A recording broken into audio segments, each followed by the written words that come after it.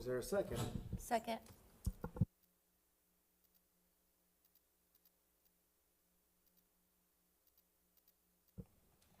Hearing none, all in favor say aye. Aye. All opposed? The motion is passed. Next update. Every month we look forward to hearing, is this on? Test, yep, sorry. Forward to hearing the updates from our construction partners on projects taking place throughout the district. Tonight, we are pleased to welcome two of our construction managers to provide updates on several Destination Westfield projects they are working on. We will hear from Mike first, from Hagerman Group.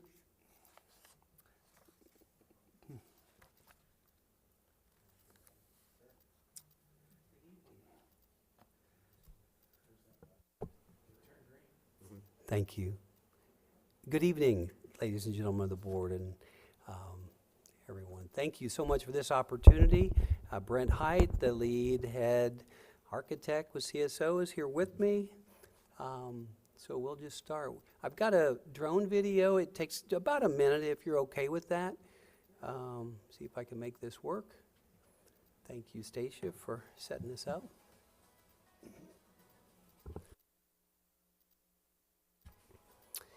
You can see the crane, and you can see that we're continuing to erect structural steel. We've got metal decking. We've got roof decking. You can see footings in various areas, a lot more people on site, a lot more equipment. There's a wing being erected with the decking shook out. There's an area that has concrete footings getting ready for the next steel sequence. And we've got site work happening, working on storm structures. We ended up having to do kind of a temporary workaround around the transportation project to the far east to dewater. We've got our masons started. You can see the masonry silos there. So a lot of good progress. And this is an overall looking down. This was probably taken during some of the monsoons we had a few days back, but we've had to dewater that detention pond up there in the right-hand corner, and we have to pump it around out of the other team's way, so we don't flood their work, so they can do all their site work. So it's been quite an interesting situation, but it's working. So here's just some still photos. And Brent, you feel free to chime in anytime you want. Some of the same photos, I took them out of the drone video. So we're coming along nicely. We're on schedule. And so what's happening, just from some words here, we've got, I mentioned site underground storm, sewer and dewatering, concrete foundations, some slab on grade, some slab on metal decks, erecting steel and metal decking, some interior CMU work, building underground, storm sanitary electrical, exterior stud framing and sheathing, still working on material procurement, submittals, BIM. Next 60 days, a lot of the same, except we'll be doing the air barrier work, some exterior masonry and some roofing. From the money, we've billed, this is through April, I didn't get May's completed yet. We were at 21 million. We've spent zero of the owner designer allowance, and we've got 36,000 out of the CMC for that dewatering, for the extra piping. Other events, obviously the water and sewer to this site is very critical to our project schedule, and another team's bringing that to us. And then we need to continue to get the design wrapped up for the Centennial Road and State Road 32 intersection work, so we can get that out for bid and get that progress started, because that road's in pretty bad shape. Anything you want to add? Yeah, I guess I would just mention the part that you see coming out of the building, those are the 3 academic wings, so those will be our team structures for middle school. with the courtyards in the center. That's kind of the donut. So we bring daylight inside. So it's really exciting to see those come up. And the other thing I would mention is there's been, and Mike briefly mentioned this, the BIM coordination on this project, which is building information modeling. All of the systems and parts of this building are built 3D in the computer before they're built on site. So we do that initially. And then Mike's team starts to overlay that with his subcontractors.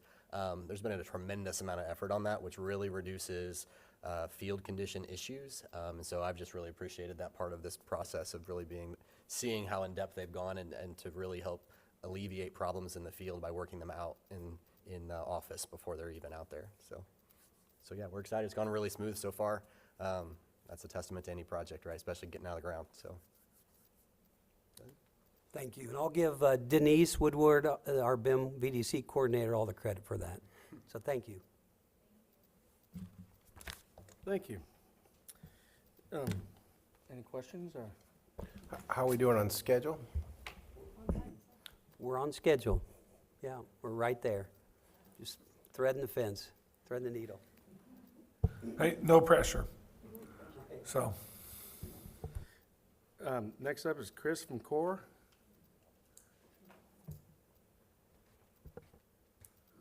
Good evening, Board. Appreciate you guys allowing me to come here tonight and present again.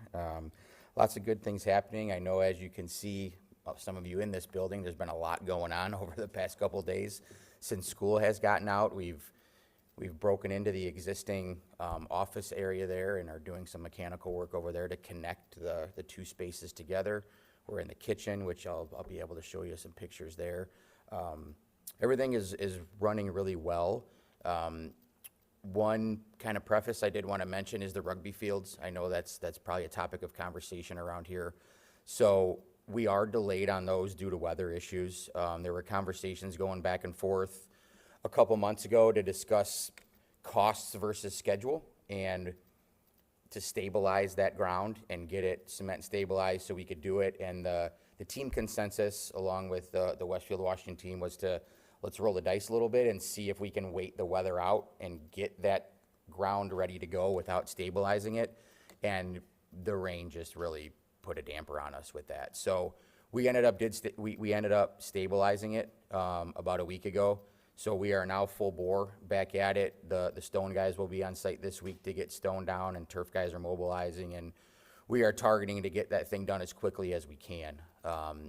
Really shooting for end of this month, early July for turnover on that.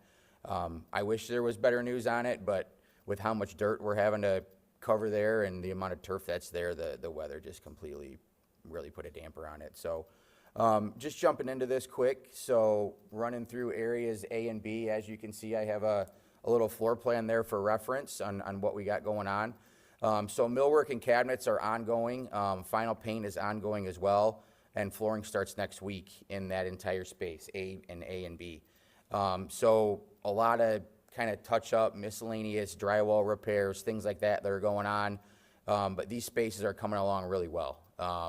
Looking forward to that middle of July turnover time so we can start getting the director to come in and start moving people in and moving furniture in and all that good stuff prior to school starting in August. Area C, like I said, we're connecting into the existing office space. We had a little bit of mechanical work to do to tie the existing system into the new building. So that work is ongoing. Kind of some final touches in that new space that we're putting on and getting ready for flooring in there as well. The kitchen, we're demoing in there. We're saw cutting the floor so we can run some new underground plumbing. All the kitchen equipment is ready to go. It's procured, sitting in the shop, waiting for us to give them the call and say, show up and start installing it. So that's all really good news. As you can see at the front entry, we are currently demoing that front entry. We have some roofing draped over it right now to try to stop any water intrusion from getting in there. So that work is ongoing. Rugby, as we stated, the weather has delayed the progress. We had to stabilize and accounting for the weather and the soils there. Baseball, we should be punching and turning over here within the next week. The goal is to punch next week and take care of any items that are outstanding from that punch list and then get it turned over around 6/16. On the site, the concrete work is ongoing. You'll be able to see some photos of sidewalks being poured, curb work going in. really getting prepped and ready for asphalt, which asphalt is scheduled for the last week of June right now to start getting the parking lots all encapsulated and striped and signage go on and all that good stuff. And then the playground, the pour in place, they are on site currently. They are getting prepped and ready.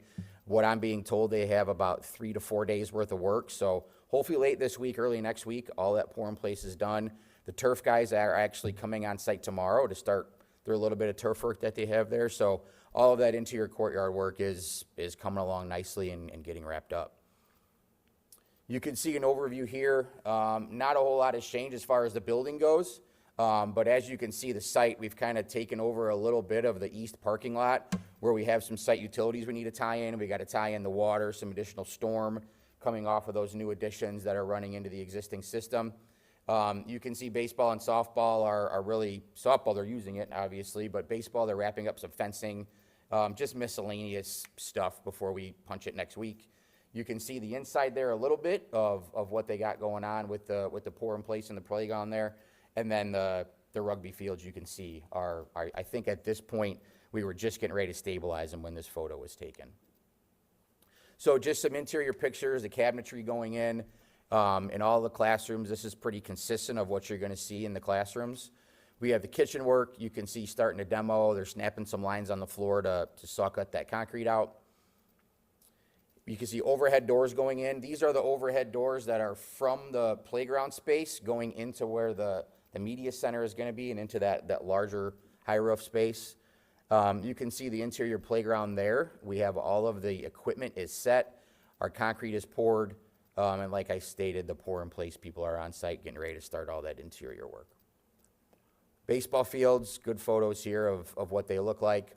You can see the dugouts there, and as I mentioned, the fencing just needs to get wrapped up, and that'll be about the last of the work there. Sidewalks are being poured. The one you see on the left there is poured. This photo is from a couple days ago, and you can see the curb work ongoing, getting ready for asphalt and things like that. So the curb machine's on site, and they're working their way around the property. Any questions? When you talk about the field stabilization, talk more about that in detail. Yeah, so what they do is they bring a machine in and actually mill cement and or lime into the ground. And what that does is that just solidifies that ground. We did 2 proof rolls on that site prior to doing it. So with a proof roll, they load a tri-axle dump truck down and they just drive it on the site.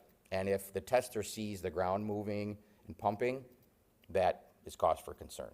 So yeah, just milling that cement or lime in there really just firms up that ground and makes it hard. If you go walk out there right now, it's like walking on a sidewalk right now. It's as hard as it can get. So we're good to go with that process, yeah. We already had that in our budget, we were just waiting to see if we could save that money. Correct, yeah. When do these guys get back into their office? In middle of July, Middle of July, okay, Yep. cool. yep. Thank you for the update. Yeah, thank you.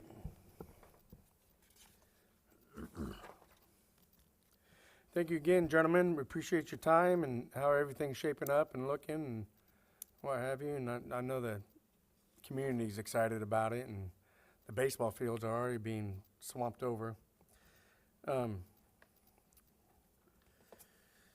Next up on the agenda is State Road 32 land acquisition, and Mr. Tom Michael. Yeah, so I believe Mike mentioned this, one of the biggest pieces for our transportation and middle school project is the utilities that are running from Ditch Road all the way down to Centennial Road, and part of that is the acquisition of easements from about 15 parcels along that stretch of land.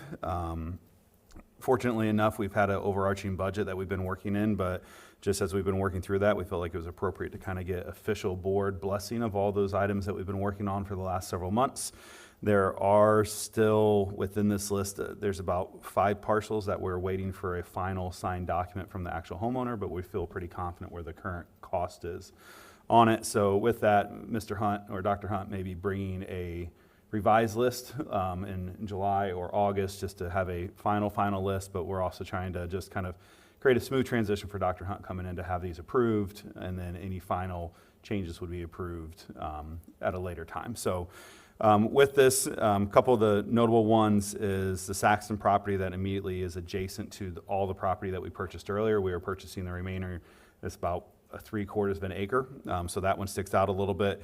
And then the city of Westfield has a huge stretch of land along the frontage from really ditch to where the homes begin to start in the Eagletown area. Then all that easement is being donated to the district as part of the deal. So most of the other ones are individual homeowners here and there. There are a few that we are paying kind of an additional premium to the settlement amount. Really, two reasons for that. One, if we went into the eminent domain process for any property, it would add anywhere from $20,000 to $30,000 in legal fees. You'll see all those settlement amounts are well below that cost. And then the second piece is it would add about 6 months to our project. So as we look at trying to keep timing up, as well as looking at what would be the most kind of responsible fiscal way to go about it, we felt paying those additional dollars to settle the easement purchases for those certain areas was appropriate. So happy to answer any questions, but we would just ask that the board give us an official approval of accepting all those easement purchases. Very good. At this time, I will entertain a motion to approve the total compensation price of partials 1-15 for the State Road 32 Water Main Project as presented. So moved. Do I have a second? Second. It has been moved and second to approve the total compensation price of the partials 1-15 for the State Road 32 Water Main Project. Anybody have any questions or concerns? Hearing none. All in favor, say aye. Aye. All opposed? The motion has passed. Thank you, Brian, and we'll come right back, or return to you for the next item on the business agenda, capital asset threshold. Yeah, so this one's an interesting one because when we wrote this a week ago, it seemed clean, cut, and dry, and then the State Board of Accounts came out yesterday and made it muddy. And then I just read Stacy's email about the update to the policy as well that's coming from CCHA. So I would say this one is more information at this point. Rebecca, we did see your email as well and kind of the recommended wording that we'll make sure that we pass along to CCHA of changing the wording to say our threshold will be what the federal government allows. But CCHA is going to be providing an updated policy, I believe, for the July 8th board meeting. Stacy, is that what July 15th board meeting, sorry. So we will bring this back to the board at that time, but wanted to put it on your radar of what we're working through. The other piece we're working through right now with this is the federal government and the state are not aligning on what they think the threshold should be. So the state is wanting to remain at 5. The federal has given us permission to move it to 10. So when we bring this back, we would just ask that it is backdated to July 1st. That way, that is the time frame that we run our capital asset reports on. So that way we can have a clean time period, which would be the July 1st of 25 time period. But it will be coming back to the board. No action at this time. Yeah. And Brian, you would expect that we would follow the state limits considering the budget submission to the state? Yeah, so we're gonna have to wait for CCHA's guidance on it, but my initial thought would be that we word the language to say that we will follow whoever the grantor is what limit we would follow. So because most of our grants are federal. So if most of our grants are federal, I think we should have the ability to follow the $10,000 one. Very few of our grants are state grants that would need to follow the $5,000. But hopefully within the next 20 days before that next board meeting, we should have clear answers from everybody. Great, thank you. Thank you. Next, moving on, Brian, if you don't mind presenting the next agenda topic, Sun Life authorized signers. Yep, so Sun Life has been the provider of some of our employee benefits in the past. As those have worked through and you have your life insurance policies and other policies at the district level, there is kind of the dividend account on the back end. That account with where it was still tied to an employee as the signer that has not been with the district for several years now. So as we got that list, we just needed to update the signers on that account. I know there's been, so I would be approved as a signer through June 30th. We're trying to get one form through quickly at the end of this before June 30. But past June 30th, then Dr. Hunt, Dr. Atha, Dr. Hoover, or Mr. Baldwin would all be considered signers as well after July 5th. So we're really asking for approval of 5 different individuals to be signers. Mine would be short-term based on the approval tonight, and then everyone else would continue on beyond that point. At this time, I will entertain a motion to approve the Sun Life signers as presented. Second. It's been moved in second to approve the Sun Life authorized signers. Is there any questions or discussions? Hearing none, all in favor, say aye. Aye. All opposed? Motion is passed. We'll come back to you again, Brian, for the Westford Washington School Master Plan proposal. Yep. So it's probably been 5 years ago now that we worked with Skillman Corporation and CSO to do our last kind of master plan update. With all the projects going on, everything has been completed. I know Dr. Ath and his team are looking at doing really just another update of the master plan, working with CSO, context design, and then Meyer and Agem this time. So with that, all three groups have offered to provide their time and services free of charge for the district to update the master plan and really look at where are we going to be long-term as we look out of a full growth district. And again, we are 12% geographically larger than Carmel. So if you assume roughly the same build out, that means one day the district could be upwards of 18,000 kids. So as we look at what does that look like for us when we are 18,000 kids, we want to ensure that we're making wise decisions today in our construction projects that don't just answer short-term needs, but really the long-term needs of the districts. So our buildings don't look like weird Lego blocks put together down the road and more so look like a cohesive thought. So we would ask that the board approve the master plan proposal at no cost from CSO, Context Design, and Meyer and Agem. And then Dr. Ath, I don't know if you have anything else you want to add. No, Brent is here, and really, this is what we think with the changes in Senate Bill 1 and needing to be out in front of our growth and a master plan. It's just building on what we have already done with Destination Westfield, and this is just to continue that process with Brent leading the way like he did in the beginning. And so it's just kind of that next phase of growth. It's going to align with, and Brian is on the city's master plan steering committee. We hope at the end of this year, the city releases that, and then that will also allow us to have some data to bring Jerry back, because obviously the enrollment growth is very important.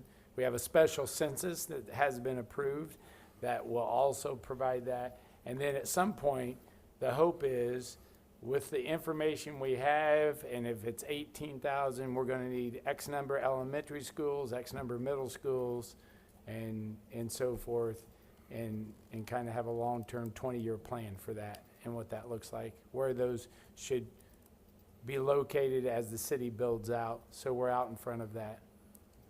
As you know, as Brian has told us, right, there's a timing piece there. You can't build your schools too quickly because you need kids to be here to bring the money, the educational fund money to operate the buildings. And so, but you don't want to wait too long and be overcrowded and not have those buildings. So this master plan will just help us in our planning. I don't know if Brent wants to add anything. He's already started meeting with some of our principals and teams out on the front line. And how long will the process start? How long? I think you said 3 months, didn't you? Yeah, I think the original master plan, I think we spent 6 months or nearly a year on that. Because we have a really strong foundation to start from the last version, I think 3-4 months is probably within the realm of possibility. There's a lot of kind of moving parts and pieces that we're trying to track within this master plan. We're tracking your growth, we're trying to see what projects are ongoing and how those impact what's happening. And so, yeah, as we look to try to engage stakeholders as well, especially at the high school level, and get their buy-in on what the future looks like for them. That seems reason. We didn't really put a timeline in the proposal, admittedly. We'll work to make sure we keep you guys abreast of how that's progressing and make sure that we're not languishing behind. Do we know how many students Carmel has? 16. 16? We fully expect from the city's master plan for them to share with us at build out how many single family homes they project. Now, again, that's not how many there will be. And then our demographer, Jerry, that will help him, the special census. But then we also, Brian and his team, track housing permits every month, so you can kind of project if those speed up or slow down, how that growth will happen. So then in this master plan, what we fully expect is, here's what we need when we build out, here are the capital needs we have, here are the infrastructure needs we have. And as we manage that growth, and if it speeds up or slows down, you can make good decisions based on and plan financially for those needs. That way, if we need to move a little quicker to build our 9th elementary school, we can do so. Or if we have a little time and maybe we want to go back and remodel and add on to a current elementary school that may need that, or so forth, we know what we need, and then we, you know, when Dr. Hunt gets here, he'll kind of lead the team saying, okay, I think we ought to do this or that. Yeah, I just would add, we're gonna try to be as comprehensive as possible, to John's point of looking at, we're not forgetting about your existing facilities as well. We know they still have needs. We're looking at those as well as the growth, so that we can be as comprehensive in proposing how we maintain, because you've got investments that have been made over the last 30 years that we've got to keep Right. out. Things wear out. And then, I think it's well documented that Mr. Michael has done an amazing job managing the tax rate.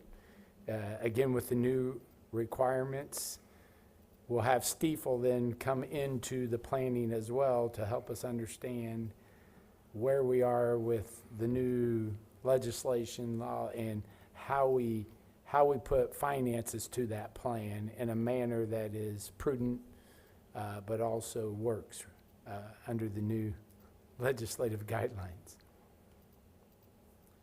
All right, at this time, I will entertain a motion to approve the WWS Master Plan proposal for professional services with CSO as presented. So moved. Is there a second? Second.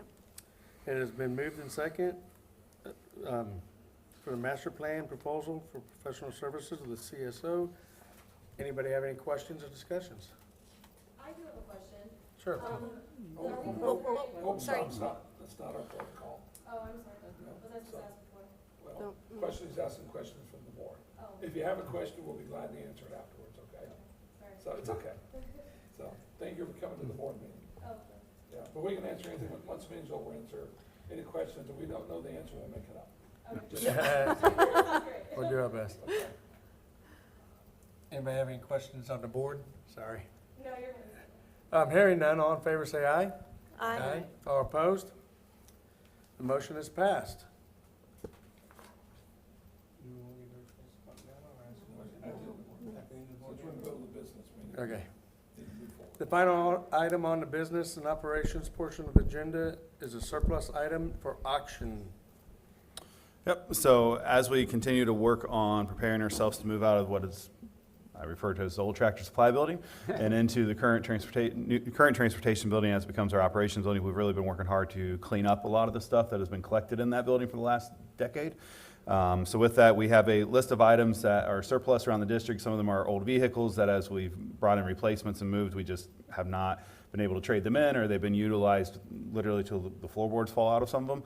A lot of the kitchen equipment have we updated and have changed over away from the old kind of service model contract to being in-house. There's just equipment that is still good equipment, but not utilized for what we need every day. And then there's just some general other equipment as well.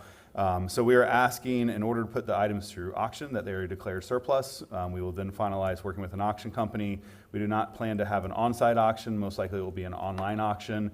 Mr. Shear and then also Mr. Hildebrand have already been working with some other groups that we know are interested in some of our equipment to ensure that they know when the auction is going to start. We have not finalized an auction company yet at this point, but first step is really declaring the items as surplus so we can then put them up for auction. The auction is the best way to determine fair market value within that means. If something does not sell, we will then take it for scrap value and scrap it. And if there is no scrap value because it is not a metal item, then we will just dispose of the items at that time. So, but we would ask that the board approve the list of items as surplus, and then we will begin the process to hopefully have an auction yet this summer. So all the items are out before our move-out date of February of 26. At this time, I will entertain a motion to approve the list of surplus items for auction as presented. So moved. Is there a second? It has been moved and second to approve the list of surplus items for auction. Is there any discussions or any questions? Hearing none, all in favor say aye. Aye. Aye. All opposed? The motion is passed. Next up, Dr. Atha, first item on the curriculum agenda, the second reading of 2025-2026 Student Handbook. Oh, okay. Yes, so we're looking at, annually, we adopt, and the board approves the student handbooks for all our schools. We do that by level, so we have an elementary handbook, an intermediate handbook, a middle school handbook, and a high school handbook. And so we actually put together a team this year to review the handbooks and work on alignment. We had a presentation last month at our May regular board meeting. We've also presented, Erica and Ally presented to our district discussions team about the alignment process. And so at this point, we are at what we call a second read for those handbooks. I also believe the athletic handbook is in there as well. It was not a focus of the alignment. As we move forward, we'll continue to review it and see if we can if there are things we need to bring in to align with it, or at least alignment with the high school, as it is, we consider it kind of a supplemental handbook to the high school. But we are confident in the high school administration and Andy Tebby that handbook was in a good place. But we're asking the board then to, in the second read, adopt these handbooks for the 25-26 school year, so then that we can have those in place. At this time, I'll entertain a motion to approve the 2025-26 student handbooks as presented. Is there a second? Second. Has been moved in second. Is there any discussions or any questions about the handbook? No, I appreciate the red line, though. They did a nice job with that. That's not Yeah. easy to do, No. but all the credit, I think, goes to, is it Erica and Ally? Yeah, they did an amazing job. It was easy to review. Yeah. Yeah. Yeah, and again, as we said last month, as we tried to improve those, we kind of just kept adding to them. It was time to hit pause and say, let's take a step back and simplify. So that was really what we were trying to do, and I think they did a great job. Very good. No more discussions, hearing none, all in favor say aye. Aye. Or opposed? The motion is passed. Thank you. We'll return for the next item on the curriculum agenda, 25-26 student fees. Okay, thank you, Mr. Still, members of the board. So as, just not to dwell on the journey, but a couple years ago, the state passed legislation that said there wouldn't be textbook fees. There wasn't a lot of clarification. People were scrambling. And then we learned that some fees could be charged. They've clarified it again a little bit in this year, but the bottom line is that we have to provide curriculum materials to our students. However, we can charge for consumable fees and other items that are not curriculum materials that do add value to the learning process, or at the high school, for example, AP courses and dual credit courses where students earn credit. There might be tests or certain materials that they need that cost money, but they also then add value in the form of college credit. So we can charge for those. So I wanted to give kudos, and if there are questions, it would have to be Dr. Hoover that would answer them, because Dr. Hoover and Kat Patel in our office, working with the business office, really, and our bookkeepers out at our schools, really tried to refine and get this to you so that we then can communicate it effectively to our parents. That is vitally important that they get this information in July so they can prepare for it. And also, so our bookkeepers and our business folks can collect these funds, up front, because obviously if they linger on, sometimes that becomes difficult. So What we need is, we're asking for the board to approve these fees, then that gives us authorization to charge them to parents for the 25-26 school year. Ryan, I don't know if you want to add anything? No, as I was, before this meeting, I was just thinking about the one thing I wish I would have added was last year's, just so you guys know, historically. And so I apologize for that, but I can tell you, I know what it is, I just put it in there, and I'm happy to send that to you. So obviously, the first thing we do is we look at, we talk to all the bookkeepers and ask, do they have any money left? Like, how much do they actually spend out of those accounts? What you'll find is the elementary, K through 6, whatever we take in, they pretty much spend, especially art, because, supplies have really gone up in the last couple of years.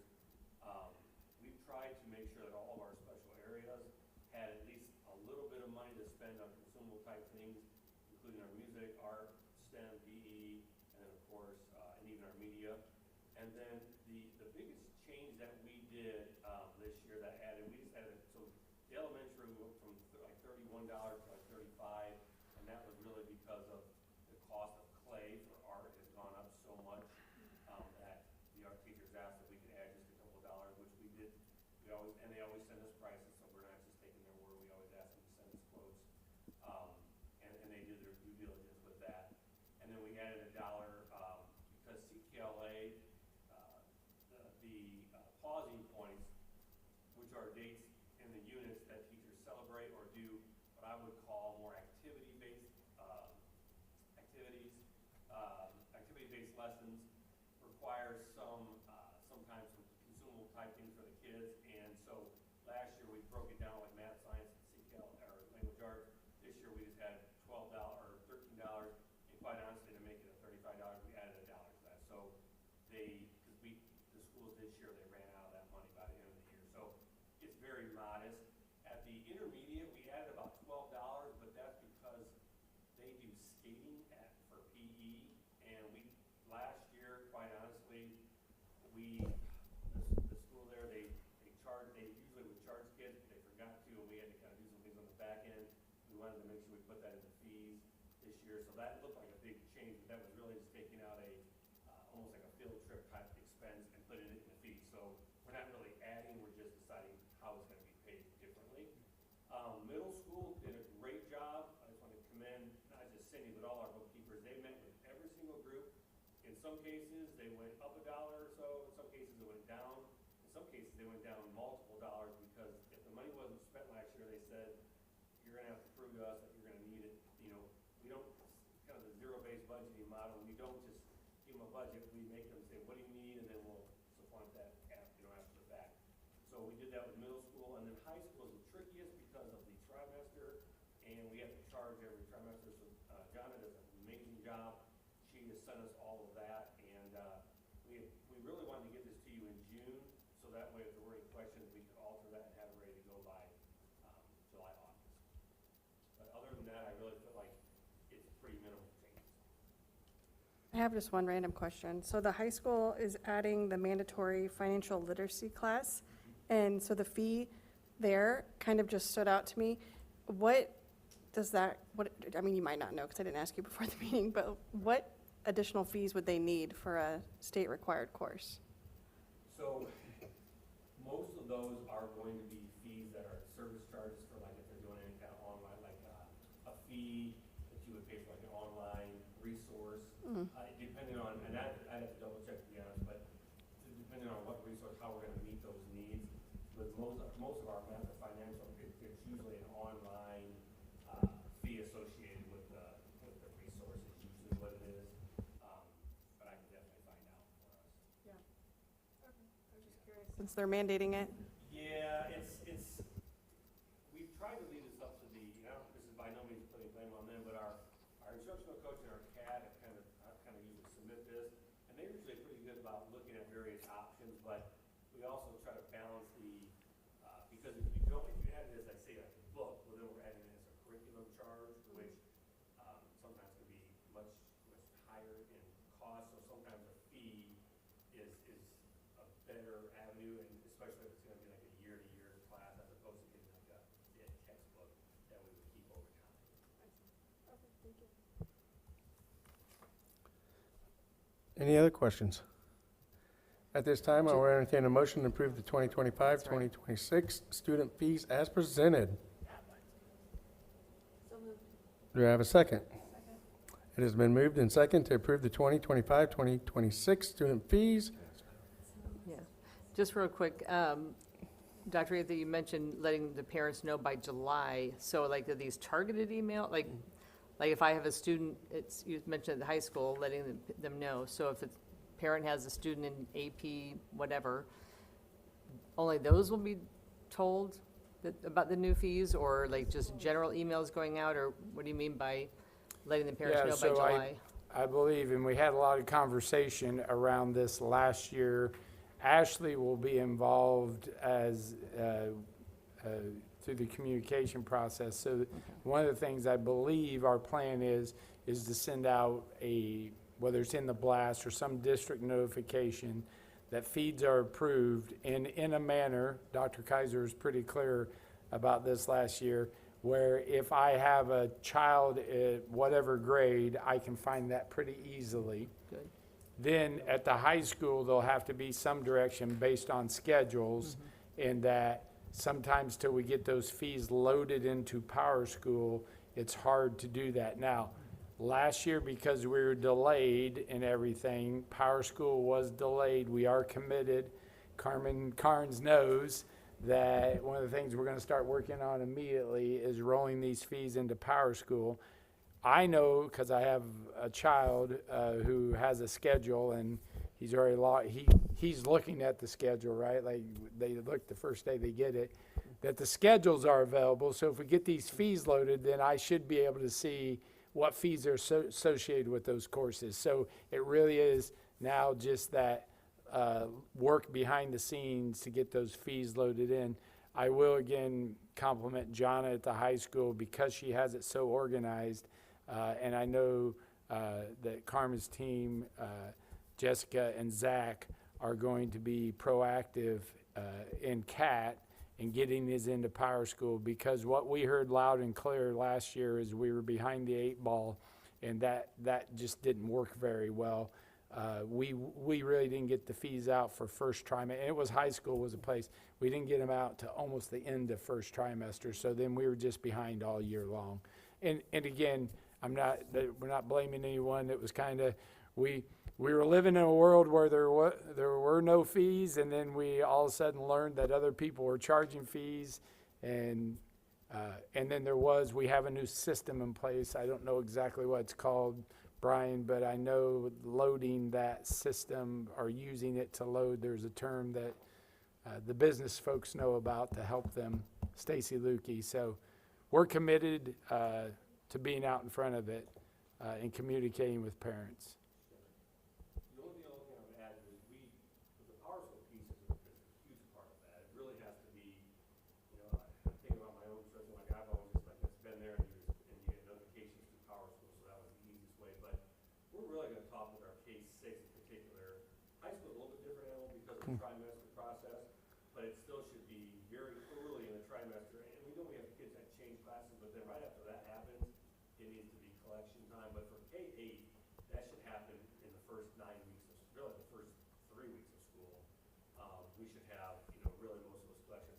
We may even look at a model at K-6 where we look at, I want to say old school, but like at parent teacher, or I'm sorry, at open house or Back to school. where we really should be collecting almost all of it those first couple days of school, and so that might even mean us looking at, we have to look at all this, but like any more people need a way to pay through with credit cards, because checks are almost uncommon, and very uncommon, cash is very uncommon. We have to come up with a system that we're not being charged with from the back end that would allow us to let parents pay literally when they come in to meet their teachers. And that would solve a huge part of this. I think we need to think about this as we grow as kind of a decentralized model that still has checks and balances in place. At one point, a lot of things in this district came to central office. We have great service, and so we just sent them here and we handled it. As we grow and grow, and we have more great people, bookkeepers at our schools. How can they help us in this process, especially when you have parents in the building and they might still be able to run a credit card, but we can just remind them, hey, you can go ahead and pay your book rental fee. And then really when they come to us, it's when they need support or a payment plan or something that we can help them with, or Stacy Lukey can help them with. And so that, again, it's a team effort around this. But it all starts with what Carrie said, is getting out in front of it with communication so parents can plan for that. And so I know Ashley has a deadline for us all to get our communications in order before the end of this month. So this will be one piece of that communication. All right, any other discussions? Hearing none, all in favor say aye. Aye. All opposed? Motion is passed. Up next is the updated novels for the 2025-2026 school year. I am going to let our Assistant Superintendent of Curriculum and Instruction, Dr. Hoover, answer this one. So go ahead, Ryan. So, as a reminder, we met last year with K through 5, and we did a review of CKLA, and at the end of last year, we wanted to do a similar process with our 6 through 12, really 7 through 12, so we started that process of reviewing essential standards and resources for our secondary English and language arts team. We started that last year and then continued that this year, and really ultimately completed most. We'll finish up a couple of meetings in the fall and be kind of, say done, but done with portions of that process. Part of that process is different at the secondary level because they don't typically adopt a CKLA type resource that, that is a K-5, they adopt usually more resources for their particular class, their particular English literature or different things. So some of them have adopted over the years, books on grammar, things like that, and usage. Some have focused on literacy and novels and literature. And from time to time, they like to update their different novels that they work with their students. And so, and I would say the high school, what we did was our coaches did a great job. The rule of thumb kind of was, we're not gonna get ones just because the other ones we got 5 years ago, books don't get stale, they don't get old. If it was a good book 5 years ago, it's probably still a good book today. But there are times that we wanna adapt and choose just based on recent books and different things. So we went through the process, and one of the conclusion is our middle school and our high school individual classes identified some novels that they wanted to incorporate with students for next year, to do book studies with, to do annotations, to use as their, I would call it their primary resource for teaching language arts at the middle and high school levels.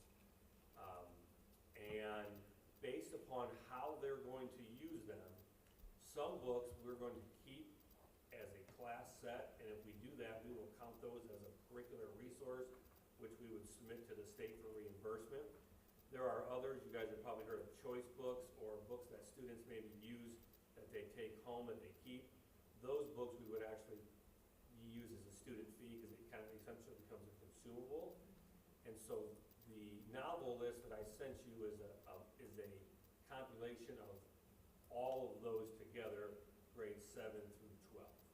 And the only stipulation on that is sometimes our high school teachers, they like to read the book through its entirety before they begin to teach it, and so sometimes they'll do that over the summer.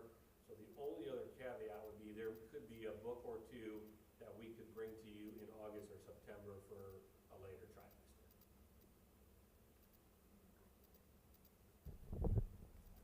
Very good. At this time, I'll entertain a motion to approve the updated novels and associated fees as presented. Approved. Or motion passed. It has been so moved. Do I have a second? Second. It has been moved in second to approve the updated novels and associated fees. Is there any questions or discussions? Hearing none. All in favor say aye. Aye. All opposed? Motion has passed.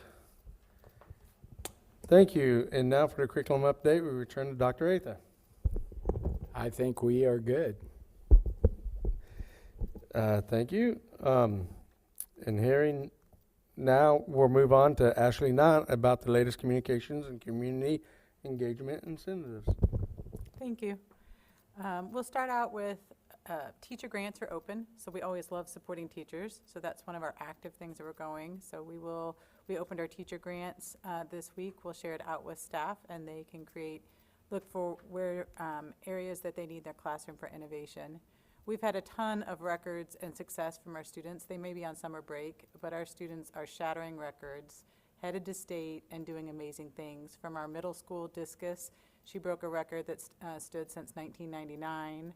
The school golf team has broken a record a couple times this year.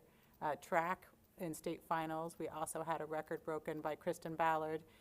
She shattered the record with a new 12 feet clearance of pole vaulting. Unified track is state bound. Our high school baseball's headed to sectionals, and girls rugby won state. So lots of different things. I hope I didn't leave anybody out, but they are still working hard even though they're not in the classroom. So it's all part of learning. Yeah, I think we're on the Yeah, we regionals there. And beat track, we Fishers. won our first sectionals.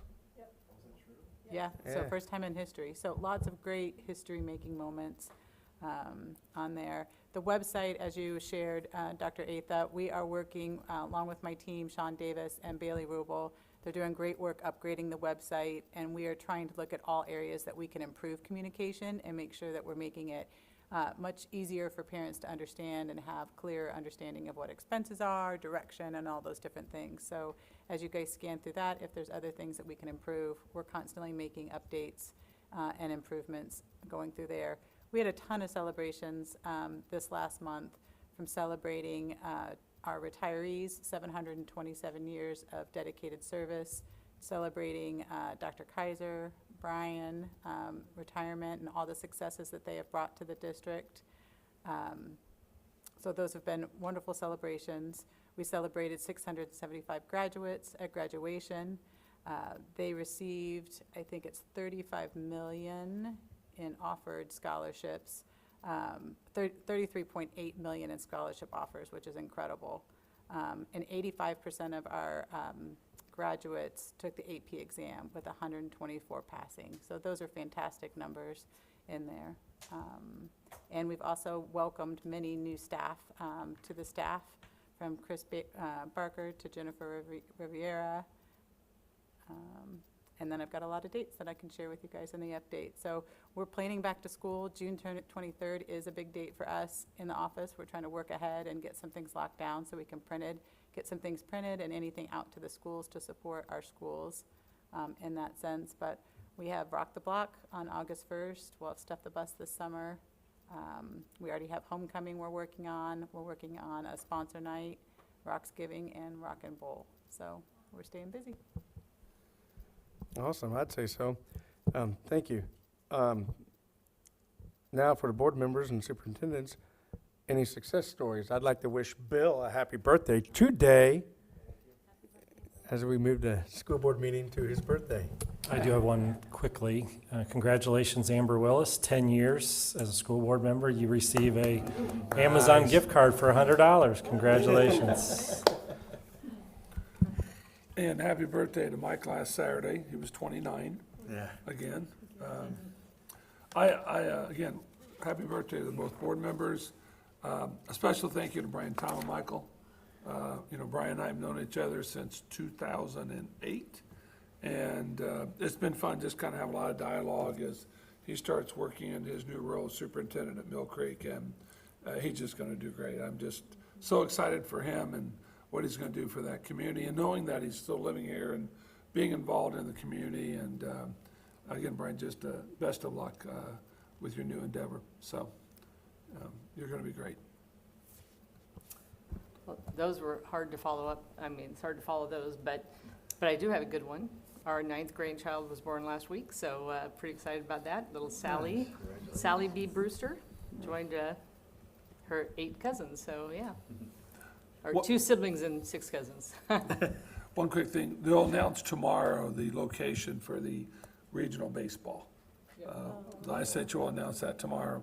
Andy thought either Kokomo or Logansport, but last year they went to Loeb Stadium, so, but we'll get that out on social media as soon as we know that. I always get that look, that every time Aegis brought it, I get that smirk here. I love that so much. All right. It's good to be a grandparent. It is. Well, I would like to say, I don't want to repeat it, we've done it already for last week, but thank you again, Brian, for the Yes. 8 years of tremendous guidance and a steady hand and setting us on a great course. You will definitely be missed. And then again, to Dr. Kaiser, thank you for helping us so much and putting us on a tremendous course as well. So, thank you. Brian, if you would have waited 2 more years, you could have got an Amazon gift card.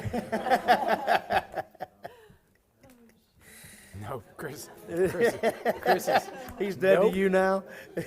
he's the bald over there. No, seriously. Yeah. So thank you both, gentlemen. It pays to stay. It pays to stay. Yeah, That's the moral of the story.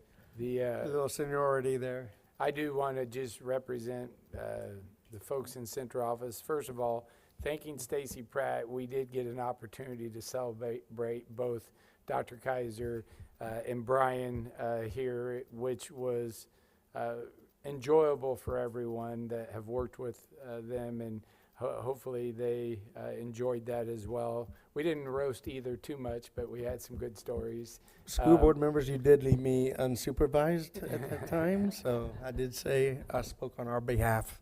But just a thank you.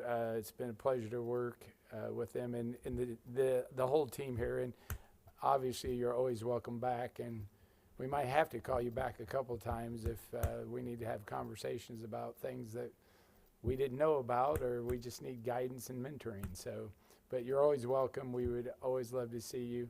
Obviously, Brian brought a cheesecake in today. I'm not sure if that was just the final day, but man, was it delicious. It was gluten-free and it was good. So you're always welcome to show up with a cheesecake like that. Luckily for you, Lindsay can't cook, so I'll salute you. You know, this is videotaped. There you go. No, thank you, everybody. Can I have a motion to adjourn the meeting? So moved. Do I have a second? All in favor? Meeting is adjourned.